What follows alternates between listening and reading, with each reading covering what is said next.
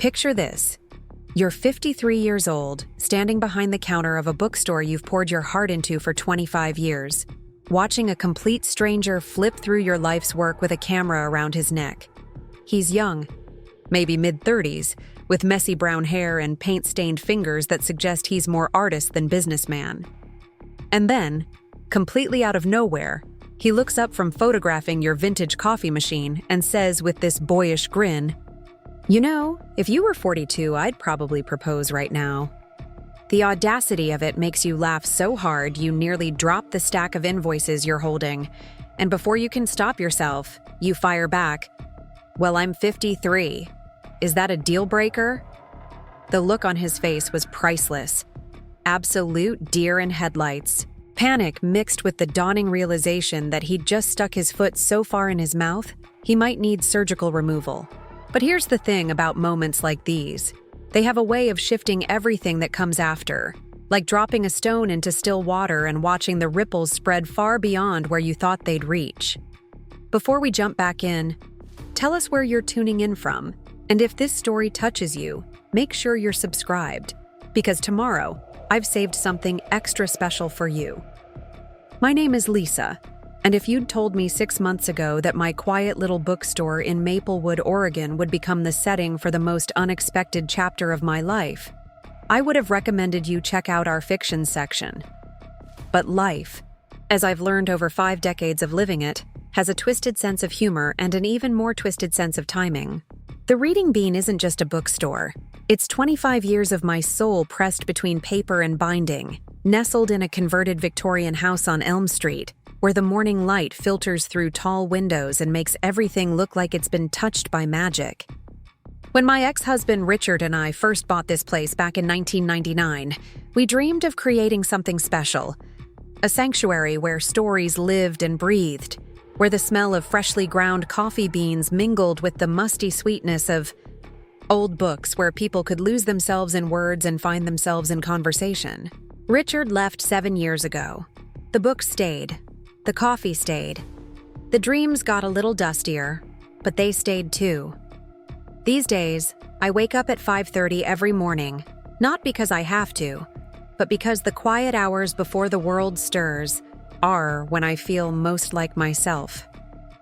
I brew the first pot of coffee in darkness, listening to the old house settle around me, the familiar creaks and sighs that have become my morning symphony. By 6, I'm arranging displays, dusting shelves, and pretending that today might be the day someone walks through that front door and falls in love with the same stories that have sustained me through divorce, empty nest syndrome, and the gradual realization that small independent bookstores are becoming as rare as handwritten letters. Max, my golden retriever, is usually sprawled across the reading nook by then, having claimed the most comfortable armchair as his personal throne.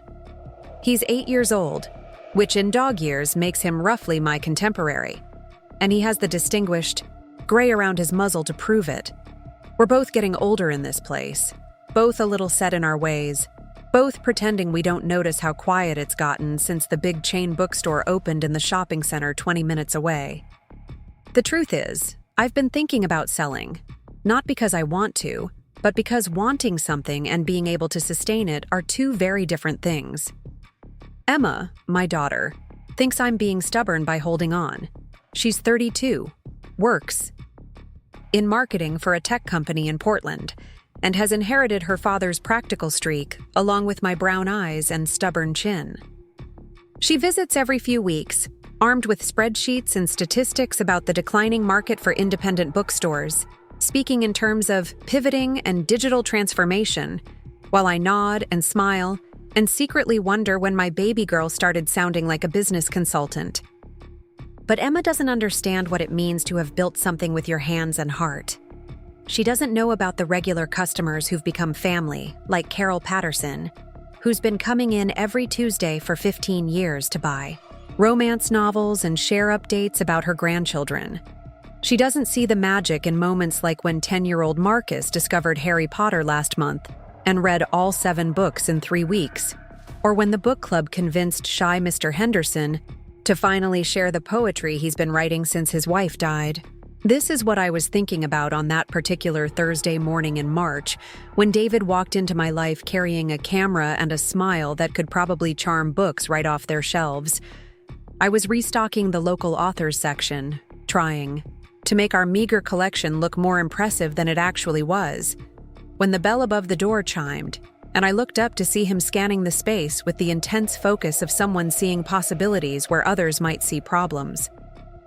He introduced himself as David Chen, freelance photographer, hired by the Maplewood Historical Society to document local businesses for their upcoming Heritage and Heart exhibition. His handshake was firm, his manner easy and professional, and he had this way of looking at things, really looking, that made me suddenly self-conscious about the dust motes dancing in the sunlight and the slightly crooked local authors sign I'd been meaning to fix for months. David moved through the space like he was reading it, pausing to frame shots of the antique cash register, the community bulletin board covered in layers of local announcements, the reading corner where someone had left a coffee mug next to an open copy of Pride and Prejudice. He asked thoughtful questions about the history of the building, the evolution of my customer base, the stories behind the handwritten recommendation cards scattered throughout the shelves. "How long have you been here?" he asked, adjusting his camera settings as Max wandered over to investigate this new human who smelled interesting. 25 years this October, I replied, scratching Max behind the ears as he pressed against my legs, claiming his territory. "We'll be having an anniversary celebration, assuming we make it that long." Something in my tone must have caught his attention because he lowered his camera and looked at me directly. Assuming? I found myself telling him things I hadn't even admitted to Emma yet. About the declining foot traffic, the struggle to compete with online retailers, the weight of maintaining a dream that was becoming increasingly expensive to sustain. He listened without judgment, asking follow-up questions that showed he was really hearing me, not just waiting for his turn to speak. "You know," he said, wandering over to examine a display of local pottery alongside photography books. "There's something special about this place. It's not just a bookstore. It's like a living room for the whole community." That's when it happened. He was crouched down, photographing the way afternoon sunlight illuminated the dust jacket of a particularly beautiful coffee table book about Pacific Northwest Gardens when he glanced up at me and said it. The joke about proposing if I were 42. The ridiculous, inappropriate, completely out-of-left-field comment that should have made me ask him to leave. Instead, I heard myself laughing and firing back about being 53. And suddenly, we were both standing there grinning at each other like conspirators who'd just discovered they shared the same secret language of inappropriate humor and perfect timing. "I'm so sorry," he said, his face turning a shade of red that would have made my tomatoes jealous. "That was completely unprofessional. I don't know what came over me." "Don't apologize," I said, surprising myself with how much I meant it. It's the first time I've laughed like that in weeks. The truth was, it had been longer than weeks. Since Richard left, I'd gotten very good at smiling politely, at being pleasant and professional, at being the competent business owner who had everything under control. But laughing, really laughing, the kind that bubbles up from somewhere deep and unexpected, that had become as rare as first edition classics. David resumed his photography with renewed focus, but something had shifted between us. The air felt lighter, charged with possibility and the kind of energy that comes from recognizing something familiar in a stranger. He asked more questions about the books, the customers, the dreams I'd built into every corner of this place. I found myself telling him about the poetry readings we used to host, the children's story hours that drew families from 3 towns over, the way this place used to pulse with life and conversation, and the beautiful chaos of people discovering new worlds. "Why did you stop?" he asked, photographing the small stage area where we used to host events. "Life got complicated," I said, which was a polite way of saying that divorce proceedings and financial stress had drained my energy for community building. Plus, people's habits changed.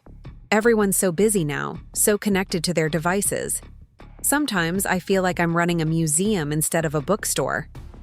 David paused in his photography and looked around the space again, but this time his expression was different. Calculating. Excited.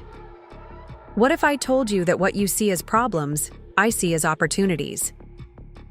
Before I could ask what he meant, the door chimed again, and Carol Patterson shuffled in for her weekly romance novel fix.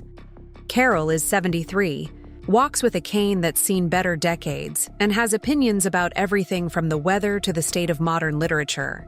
She's also one of my most loyal customers and the unofficial mayor of our little book club. "Lisa, dear," she called out, making her way toward the romance section with the determination of a woman on a mission. "I finished that Julie Garwood you recommended. Do you have the next one in the series?" "Second shelf from the top, right behind the new releases," I called back, then turned to David. "That's Carol. She single-handedly keeps the romance section profitable." David grinned and raised his camera. "Would she mind if I took a few shots? The way the light hits that corner is perfect." Preparing and narrating this story took us a lot of time, so if you are enjoying it, subscribe to our channel. It means a lot to us. Now back to the story. I asked Carol, who practically preened at the attention. She posed with her chosen book, her face lighting up as she talked about the characters like they were personal friends. David captured her enthusiasm, the way her eyes sparkled when she described her favorite scenes, the gentle reverence with which she handled each book. "You know," Carol said, addressing David while keeping one eye on me, "this place saved my life after Harold died. I was so lost, so lonely. But Lisa here convinced me to join the book club, and suddenly I had somewhere to go every week, people to talk to, stories to share. You can't put a price on that kind of community." I felt my throat tighten with unexpected emotion. I'd been so focused on declining sales and competition from chain stores that I'd forgotten about the ways this place still mattered, still served a purpose beyond simple commerce. David photographed our interaction, capturing the moment when Carol squeezed my hand and whispered, "Don't you dare sell this place, young lady. Some of us need it more than you know." After Carol left with her new book and a promise to see me at next week's book club meeting, David and I found ourselves alone again, the weight of her words hanging in the air between us. "She knows you're thinking about selling," he observed, not making it a question. "Small town," I said with a shrug. "News travels fast, whether you want it to or not."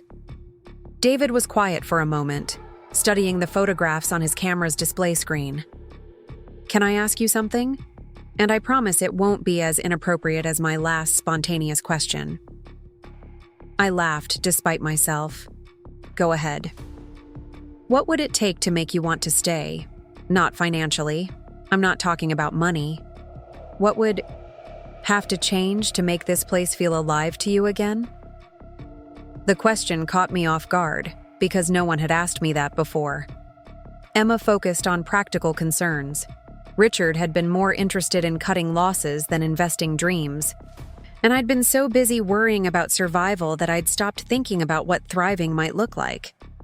"I guess," I said slowly, watching Max stretch and resettle in his favorite chair, "I'd want to see this place full again, not just with customers, but with life, with events and laughter and the kind of conversations that change people.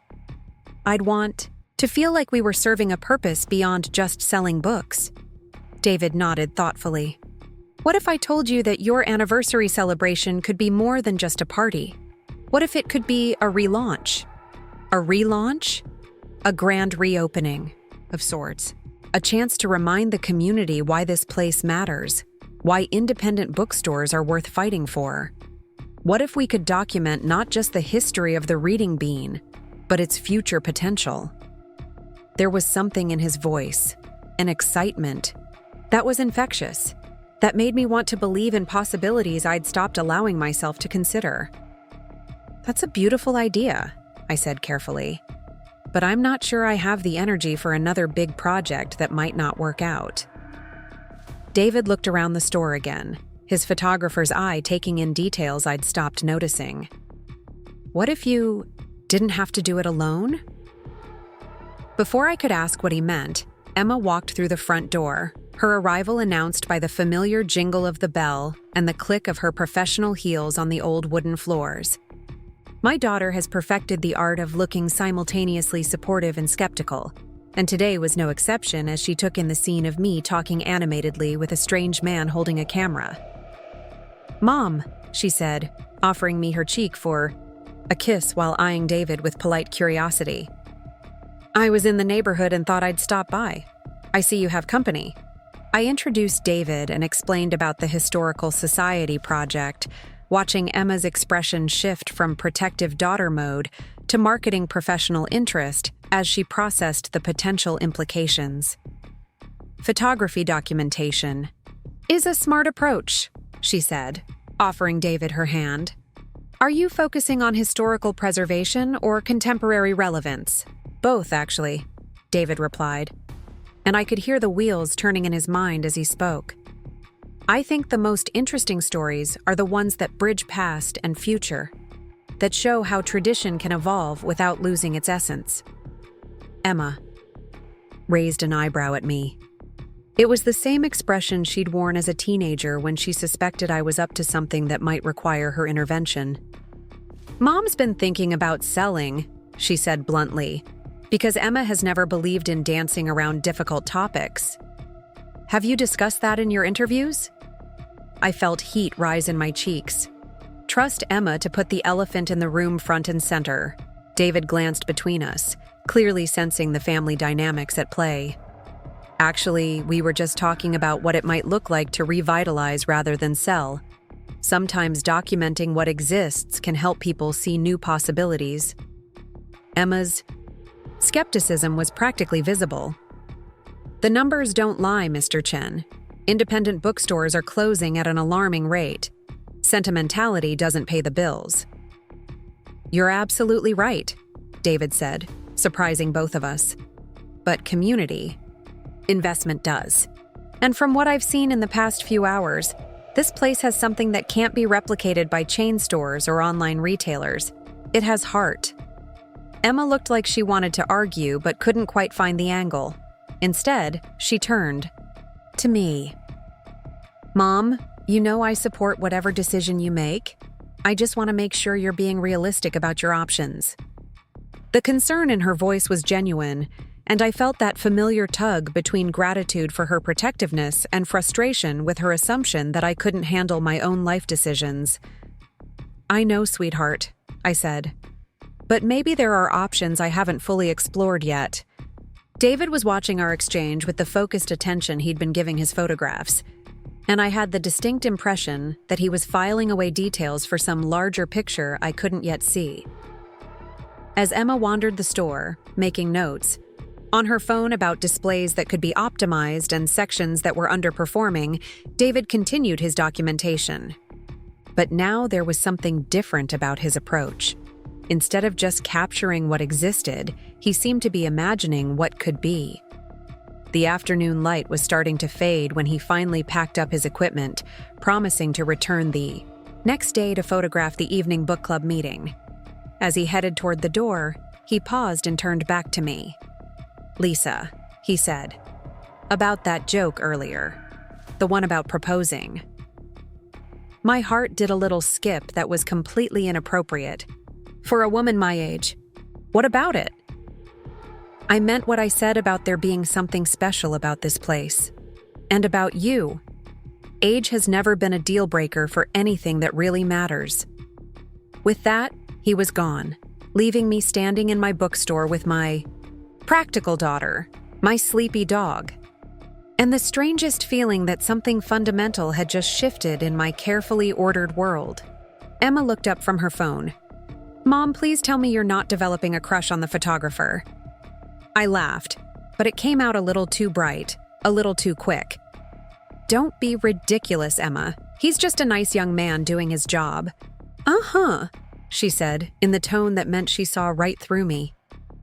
"And I'm just a concerned daughter who's noticed that you're glowing in a way I haven't seen since before Dad left." That night, After Emma had driven back to Portland and I'd locked up the store, I found myself sitting in the reading corner with Max at my feet, thinking about David's question. What would it take to make this place feel alive again? For the first time in months, I had the beginning of an answer. And for the first time in years, I had someone who seemed genuinely interested in helping me find the rest of it. The joke about marriage had been just that, a joke.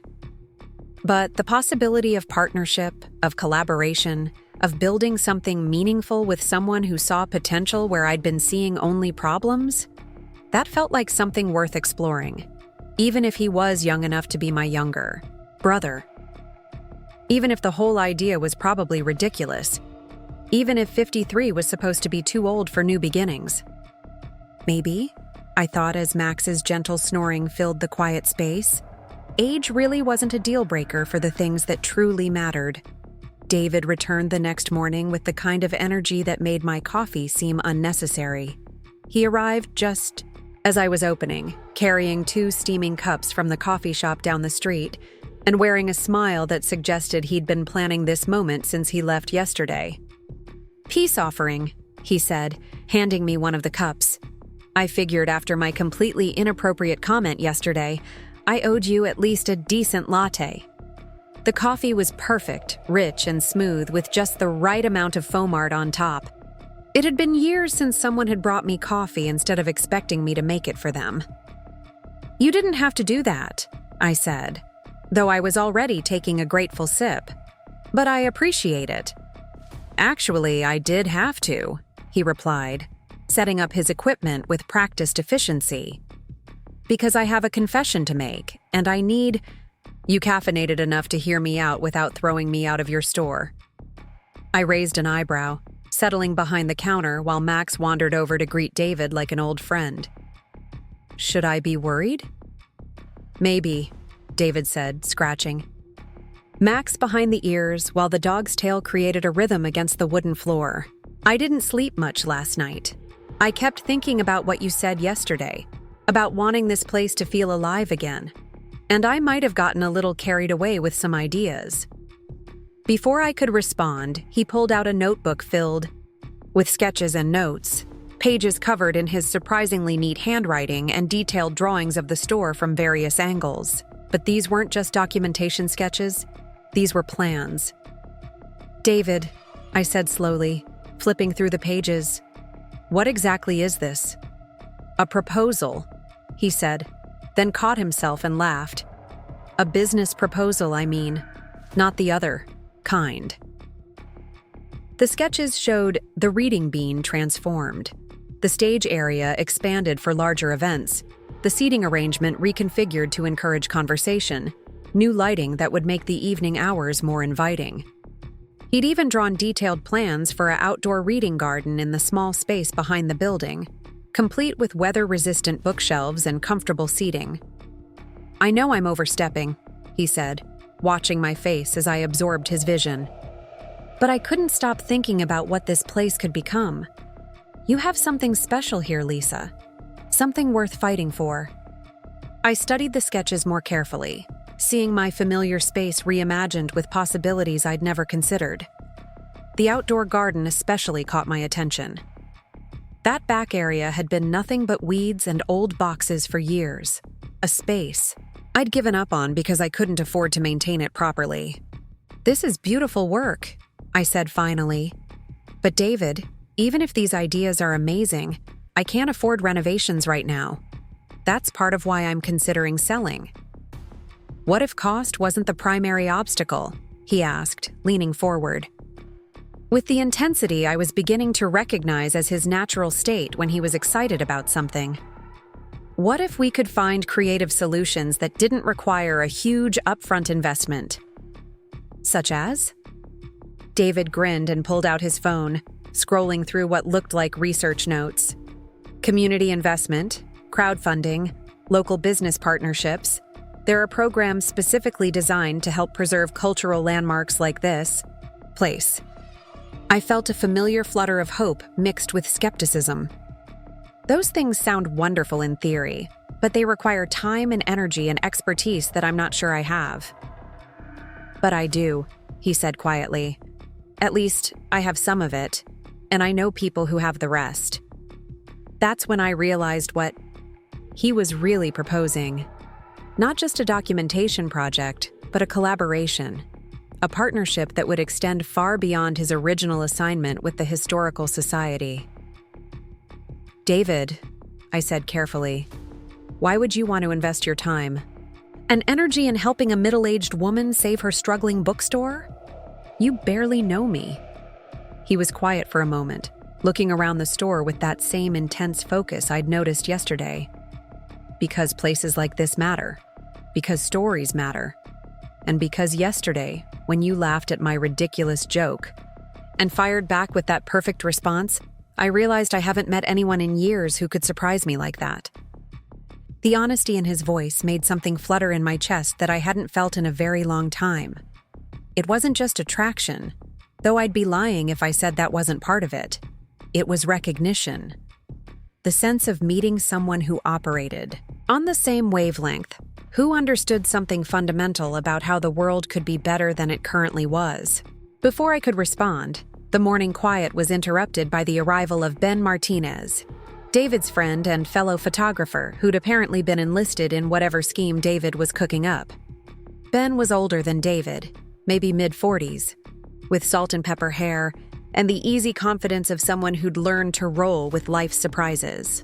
So this is the famous reading bean, Ben said, looking around appreciatively while David made introductions. David hasn't stopped talking about this place since yesterday. I was starting to think he'd made it up. I brought backup, David explained to me with a slightly sheepish expression. Ben specializes in community development photography. He's worked on projects like this before. Projects like what exactly? I asked, though I was beginning to suspect I already knew.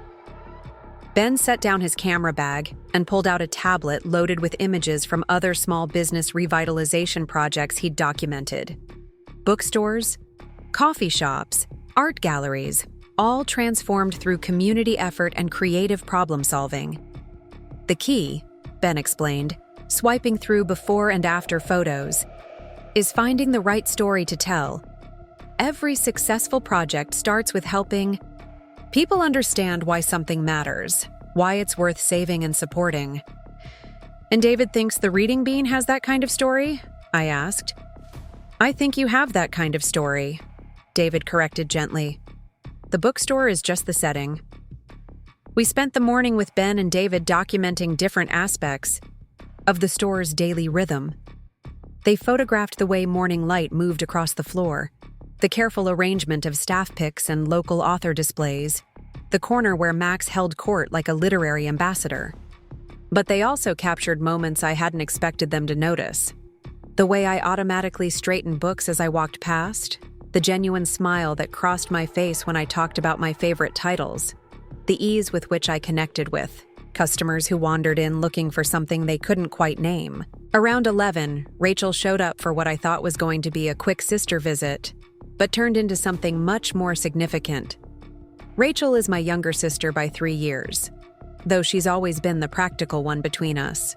She works as a financial advisor in Salem and has the kind of organized mind that can look at a situation and immediately see all the angles I miss.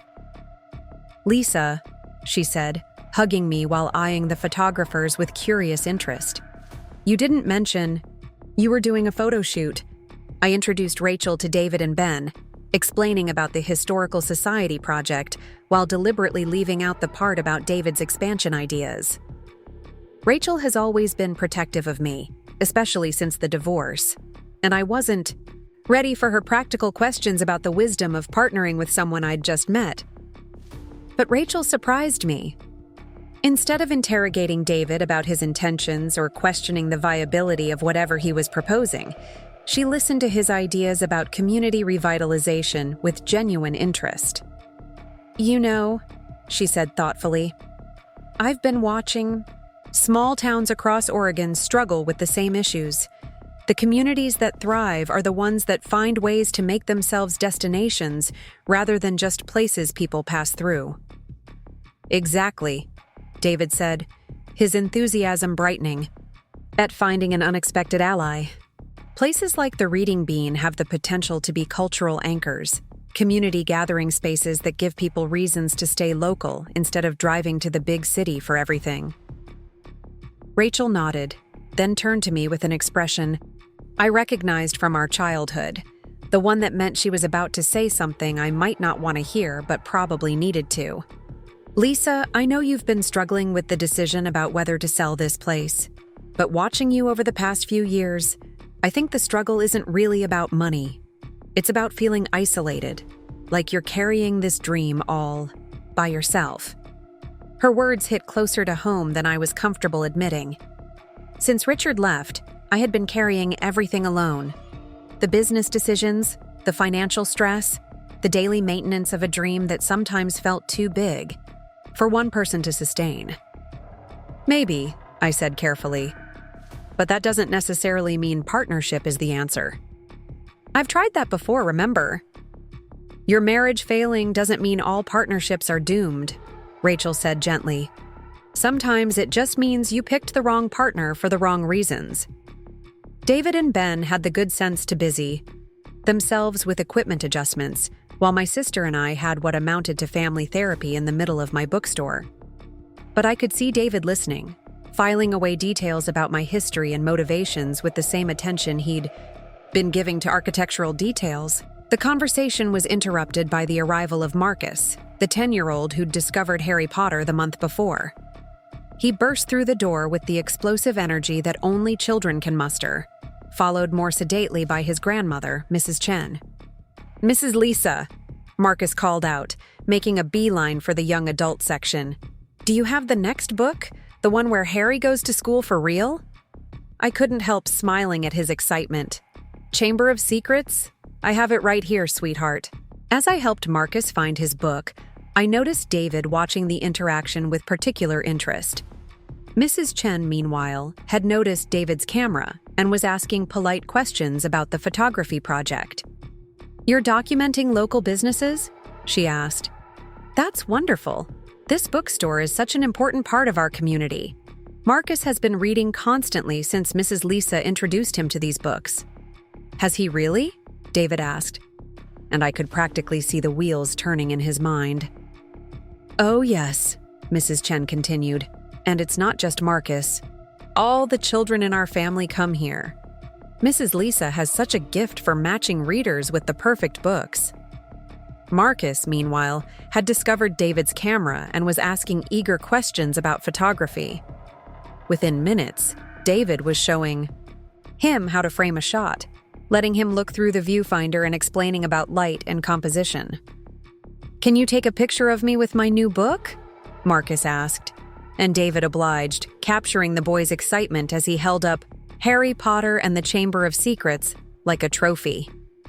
But it was what happened next that really caught my attention. Marcus turned to me and said, Mrs. Lisa, are you really going to sell the bookstore? My mom said she heard you might. The question hung in the air, and I felt the weight of everyone's attention. David, Ben, Rachel, Mrs. Chen, even Max seemed to be waiting for my answer.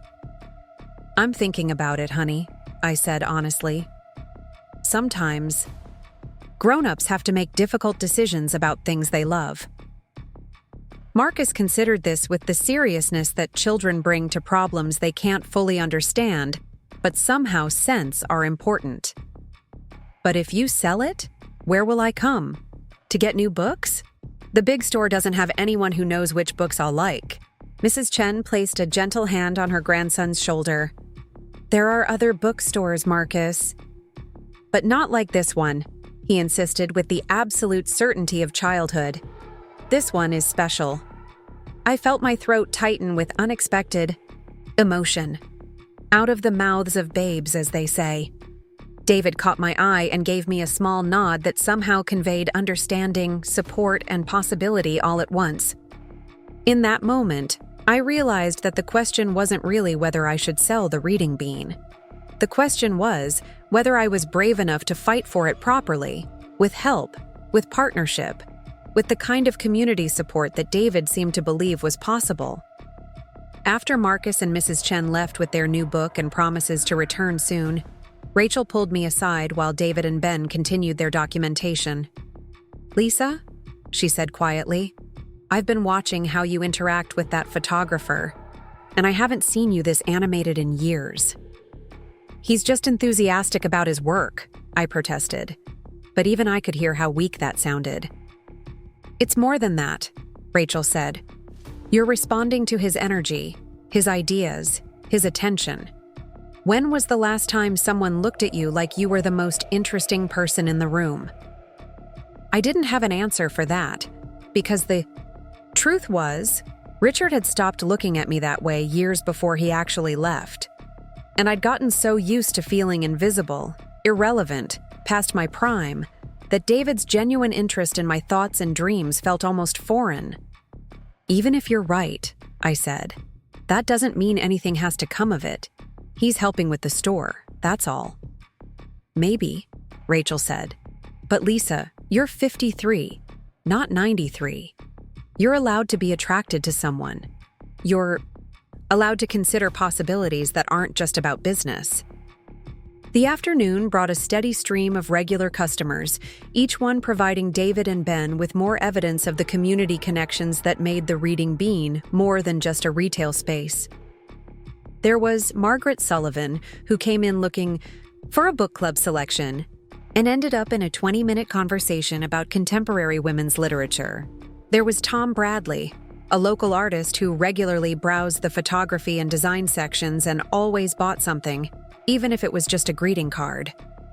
There was even Father Murphy from St. Mary's, who stopped by to pick up the books he'd ordered for the church's literacy program. Each interaction reinforced what David had been saying about the store's role as a community anchor, but it also highlighted something else: how much energy it took to maintain all these relationships, to be the person everyone turned to for recommendations and conversation and connection. "You're tired," David observed during a quiet moment in the late afternoon. "It's been a long day," I said, which wasn't really what he meant, and we both knew it. "I mean deeper tired," he said, gently. "The kind that comes from carrying something heavy for too long without help." His perception was unsettling in its accuracy. I had been tired for years, tired in ways that sleep couldn't fix. Tired from the emotional labor of being everything to everyone while having no one to lean on myself. "Maybe," I admitted. "But that's just life, isn't it? Everyone has responsibilities. Not everyone has to carry them alone," he said. "And not everyone has built something as meaningful as this place." Ben, who had been quietly photographing the interaction between me and a customer, looked up from his camera. "David's right, you know. I've documented a lot of small businesses over the years, and most of them are just commercial transactions. This place is different. People don't just come here to buy books. They come here to be seen, to be known, to be part of something. Which is exactly why it's worth saving," David added, "and why you don't have to save it alone." As the day wound down and we prepared to close, David surprised me again by offering to help with the end-of-day routine. He followed my lead in, straightening displays, putting returned books back in their proper places, and setting up the register for the next morning.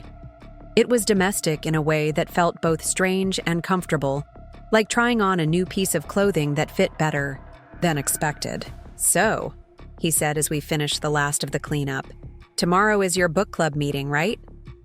"Thursday evenings at 7, I confirmed. "Though I should warn you, it's not exactly a large group. We're down to about 6 regular members." "Perfect," he said. "Small groups are actually better for this kind of documentation. More intimate, more personal." As he packed up his equipment, David paused and looked at me with an expression I couldn't quite read. "Lisa, can I ask you something personal? After yesterday's marriage proposal joke, I think we're past the point of formal boundaries," I said, trying to keep my tone light. He smiled at that, but his next question was serious. "When you think about the future, what do you see? Not for the store, but for yourself." The question caught me off guard because it had been so long since anyone had asked me about my personal dreams rather than my business plans. I don't know, I said honestly. For so long, my future has been tied up with this place that I'm not sure I know how to separate the two anymore. Maybe you don't have to, he said quietly. Maybe the question isn't whether to choose between yourself and the store, but how to create a future where both can thrive. That night, after David and Ben had left and I'd locked up the store, I found myself sitting in the reading corner again, this time with a notebook and pen. For the first time in years, I started writing down not just practical concerns and financial worries, but actual dreams. What would it look like if the Reading Bean became the community hub David envisioned? What would it feel like to have help, to have partnership, to build something meaningful with someone who shared my vision? And underneath those practical dreams, I found myself writing about more personal possibilities. What would it mean to be seen again, valued again, considered worthy of someone's time and attention and creative energy? What would it mean to take a risk on something other than just business success? The questions felt dangerous and exciting in equal measure, like standing at the edge of a cliff and realizing that jumping might be the only way to discover whether you could actually fly. Thursday evening arrived with an unexpected twist that would change everything. I had spent the day preparing for our regular book club meeting, arranging chairs and brewing coffee, when David walked in carrying not just his camera equipment, but also Mike Rodriguez, the owner of Rodriguez Construction, and a woman I didn't recognize with silver hair and an expensive-looking briefcase. "Lisa," David said, his eyes bright with barely contained excitement. "I hope you don't mind the impromptu meeting, but I think you need to hear what these people have to say." The woman stepped forward with a confident smile and extended her hand. "I'm Patricia Wells, Director of the Oregon Small Business Heritage Foundation.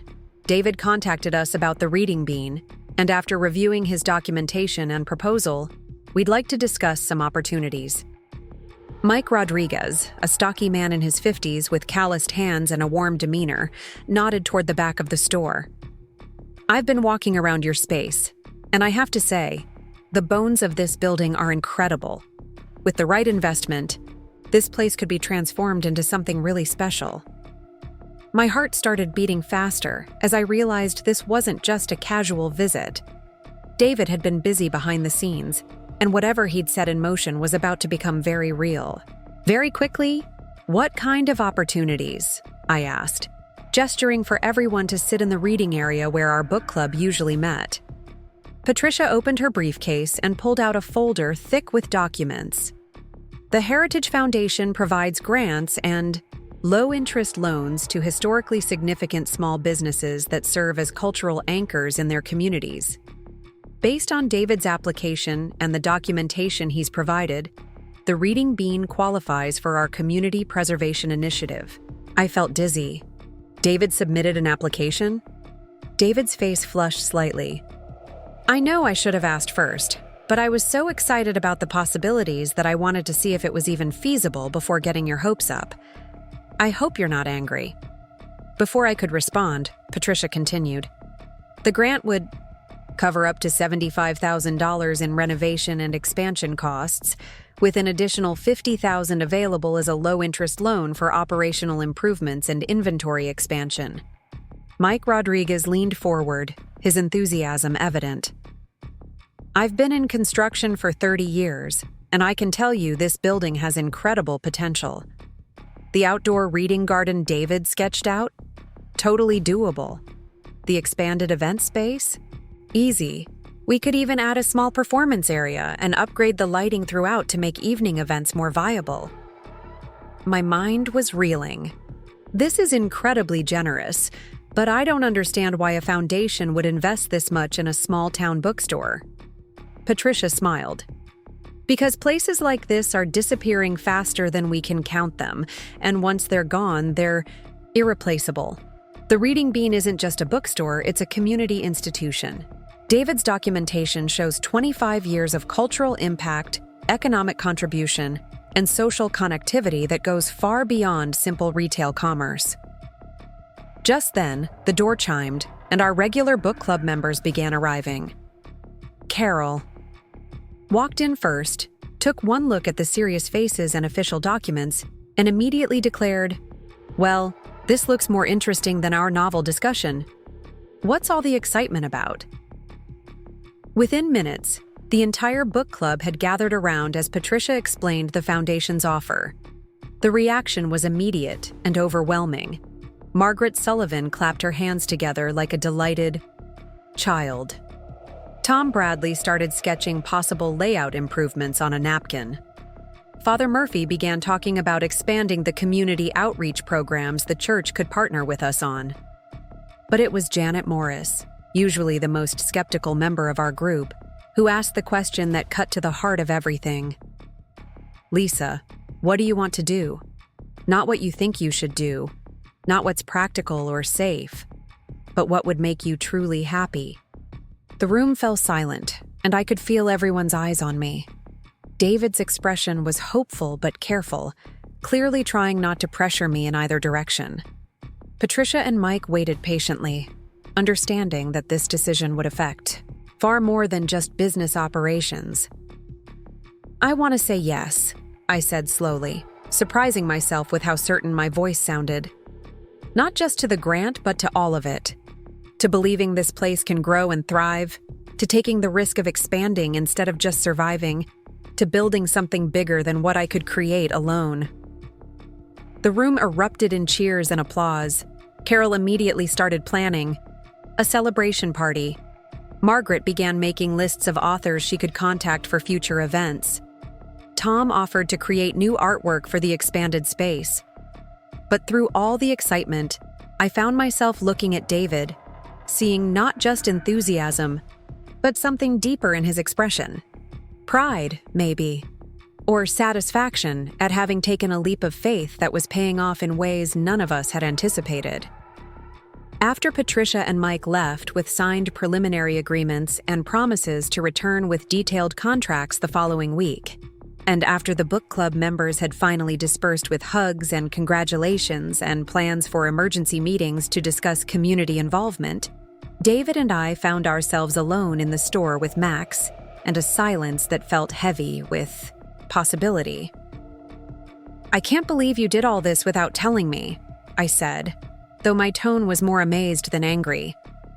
"I was terrified you'd say no before you understood how real it could be," he admitted. "And I was terrified the Foundation would reject the application and you'd think I was just a dreamer with no practical sense." "You are a dreamer," I said, moving closer to him. "But apparently you're a dreamer who knows how to make dreams come true." We stood there looking at each other across the space that was about to be transformed, and I felt something shift between us that had nothing to do with business partnerships or community development. "Lisa," David said quietly, "I need to tell you something, and I hope it doesn't complicate everything we've just set in motion." "What is it?" "I'm falling in love with you. Not just with your bookstore or your dreams or your community, but with you. The way you care about people, the way you see possibilities in broken things, the way you laugh when something catches you off guard. I'm falling in love with a 53-year-old woman who makes me believe in magic again." The words hung in the air between us, and I felt my heart race with fear and excitement in equal measure. "David," I said carefully, "if we do this, if we cross this line from partnership to something more personal, it changes everything. The business, the working relationship, the risks we're taking with the grant money." "I know," he said. "But Lisa, what if not crossing this line means missing out on something incredible? What if being careful means being alone?"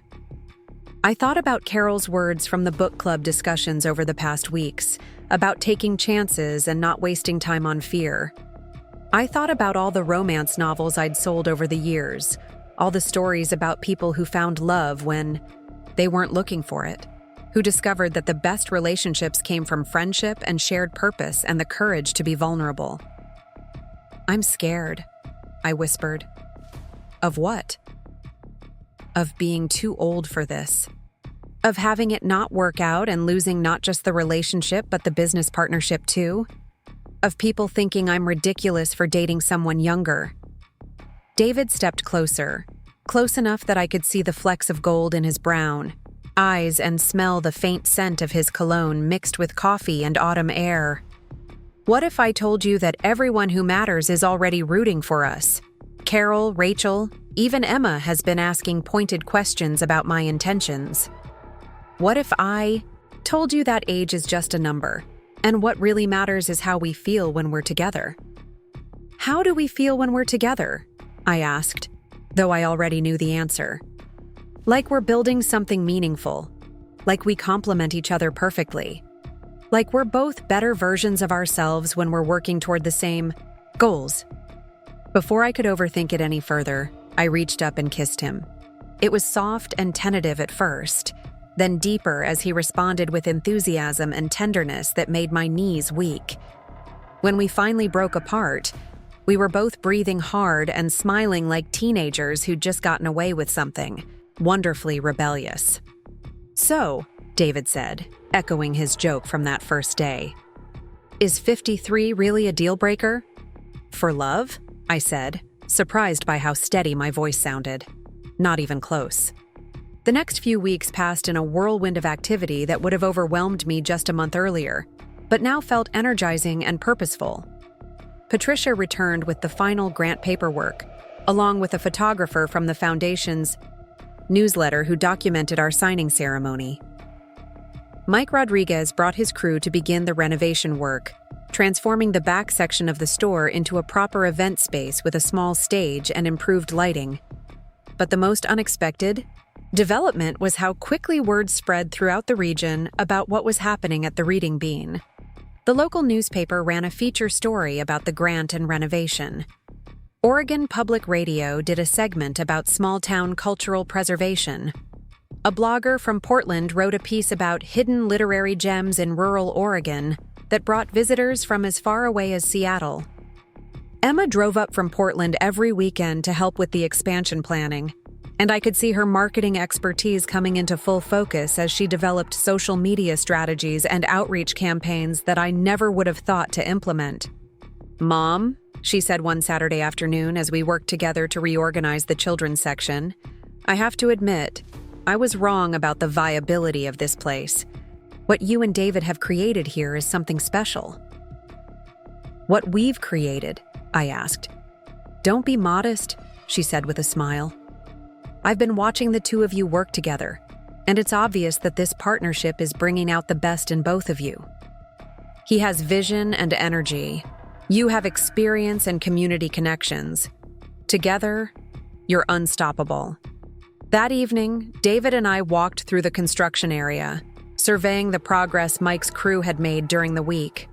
The new event space was taking shape beautifully, with warm lighting and acoustic improvements that would make author readings and musical performances much more professional. "I keep waiting for the other shoe to drop," I confessed as we stood in what would soon be the expanded seating area. "This all feels too good to be true." "Maybe," David said, slipping his arm around my waist, "you're just not used to things going right. Maybe this is what life looks like when you stop settling for less than you deserve." 3 months later, we held the grand reopening celebration for the Reading Bean. The transformation was stunning. The outdoor reading garden was flourishing with weather-resistant seating areas and carefully curated book displays. The interior event space could accommodate twice as many people as before, with professional lighting and sound equipment that made every author reading feel like a special performance. But beyond the physical improvements, something intangible had changed as well. The store buzzed with energy and purpose that drew people from throughout the region. Our calendar was booked solid with author events, book club discussions, poetry, readings, and community meetings. The local high school's creative writing club had started meeting here weekly. The library had partnered with us to host a monthly literary discussion series. Most importantly, our customer base had grown to include not just local residents, but literary tourists who made special trips to visit what travel bloggers were now calling Oregon's premier independent bookstore experience. The celebration itself was magical. Local musicians provided entertainment throughout the evening. Area authors read from their work on the new stage. The silent auction featured donations from businesses throughout the region, including a week-long writing retreat donated by a coastal literary center and a first-edition poetry collection donated by a collector from Portland.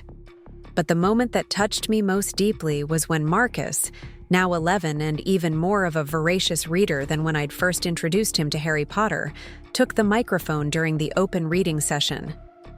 "I want to thank Mrs. Lisa and Mr. David," he said with the serious tone that children use when they're trying to sound grown up, "for showing us that sometimes when things look like they're ending, they're really just beginning something better." The crowd erupted in applause, and I felt tears streaming down my face as I looked around at all these people who'd come together to celebrate not just a bookstore, but the idea that communities could rally around the things that mattered most to them. David found me during a quiet moment later in the evening, slipping his hand into mine as we watched people browsing the expanded sections, children discovering new books in the improved children's area, teenagers sprawled in the comfortable seating areas with graphic novels and poetry collections. "Any regrets?" he asked quietly. "About the expansion? The renovation? Taking the grant money? About saying yes to all of it? About taking the risk?" I looked around at the bustling store, at the community that had rallied to support our dream, at the life we'd built together over the past 6 months. "Only one," I said. "What's that?" "That I didn't trust myself to dream this big sooner." David squeezed my hand. "Maybe you weren't ready sooner. Maybe everything happened exactly when it was supposed to." A year after that first ridiculous joke about marriage, David and I were planning our actual wedding. Not because of age compatibility or social expectations, but because we'd discovered that partnership in love could be just as powerful and transformative as partnership in business. We decided to hold the ceremony in the outdoor reading garden, surrounded by the books and community that had brought us together. Carol insisted on providing the flowers. Margaret offered to coordinate the catering.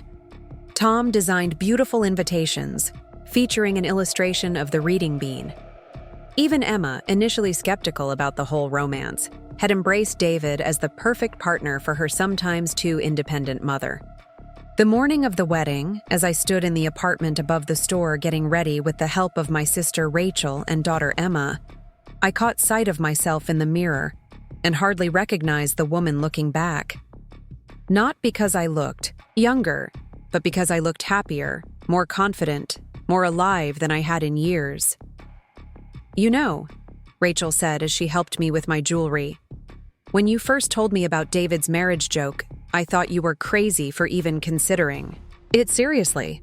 What changed your mind?" "Watching the two of you build something beautiful together, seeing how much joy you've brought into each other's lives, realizing that love doesn't have an expiration date." Emma, who was adjusting my dress, looked up with tears in her eyes. "Mom, I'm so proud of you, for taking the risk, for believing in yourself, for showing me that it's never too late to start a new chapter." The ceremony itself was perfect in its simplicity and warmth. We exchanged vows we'd written ourselves, promising not just love and devotion, but continued partnership in building meaningful work and nurturing community. Father Murphy officiated, Marcus served as ring bearer, and Max wore a flower collar and behaved himself admirably throughout the proceedings. But the moment that meant the most to me was when David, instead of making traditional wedding vows, looked at me with that same expression of wonder and possibility he'd worn that first day in my store. "Lisa," he said, "a year ago I joked that if you were 42, I'd propose. Today I want to tell you something more serious. If you were 32 or 62 or 92, I'd still choose you. Because what I love about you has nothing to do with age and everything, to do with the woman you are, the dreams you dare to pursue, and the way you make everyone around you believe in magic." The reception lasted well into the evening, with dancing in the store and toasts from community members who shared stories about what the reading bean meant to them, what our partnership had accomplished, and their hopes for our future together. As the celebration wound down and the last guests headed home, David and I found ourselves alone in our bookstore, surrounded by the evidence of everything we'd built together. The thriving business, the vibrant community space, the life we'd created from what had started as a simple documentation project and a ridiculous joke about marriage. "So," I said, echoing the question that had started it all, "any regrets about marrying someone who's 54 now?" David grinned and pulled me into his arms, right there among the bookshelves where we'd first discovered the possibility of partnership and love. "Not for anything that really matters," he said, and kissed me surrounded by thousands of stories about people who'd found happiness in unexpected places and at unexpected times. Outside, Maplewood settled into the quiet of another evening, but inside the reading bean, our story was just beginning its next beautiful chapter. Up next, you've got 2 more standout stories right on your screen. If this one hit the mark, you won't want to pass these up. Just click and check them out.